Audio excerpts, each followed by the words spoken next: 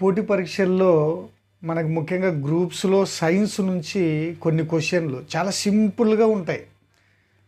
మనం ఆన్సర్ చేయగలం అనుకుంటాం, కానీ దాంట్లో కన్ఫ్యూజన్ అవుతూ ఉంటాం. క్వశ్చన్ ఒకటి చూడండి, ఏమని అడిగాడు అంటే the largest human organ is అని అడిగాడు. మానవుని శరీరంలో అతిపెద్ద అవయము అని అడిగాడు. దాంట్లో ఆప్షన్ ఏమని ఇచ్చాడు అంటే number 1 skin, and number 2 lungs, and number 3 hearts, and number 4 kidneys అనేటువంటి ఆప్షన్ ఇచ్చాడు.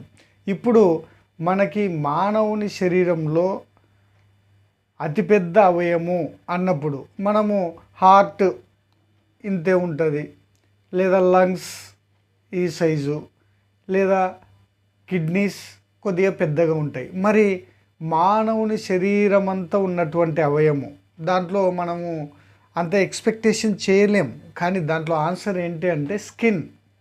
This is the largest organ in human body. మానవుని యొక్క శరీరంలో అతిపెద్ద అవయము శరీరము, అది ఆన్సర్. అలాగే ఇంకో క్వశ్చన్ చూడండి ఏమని ఇచ్చాడో, చాలా ఆలోచించే విధంగా, కన్ఫ్యూజ్ అయ్యే విధంగా. ఏమని అడిగాడు అంటే ద అనిమల్స్ కెనాట్ పర్ఫామ్ అని ఒక క్వశ్చన్ ఇచ్చాడు. అంటే జంతువులు ఈ క్రింది వానిలో ఒకదాన్ని చేయలేవు, ఏంటది? దాంట్లో ఆప్షన్ చూడండి.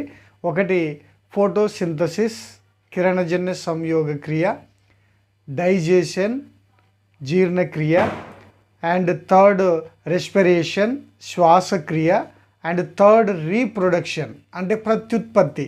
మరి దీంట్లో జంతువులు చేయలేనిటివి ఏంటి? చేసేటివి ఒకసారి చూసుకోండి.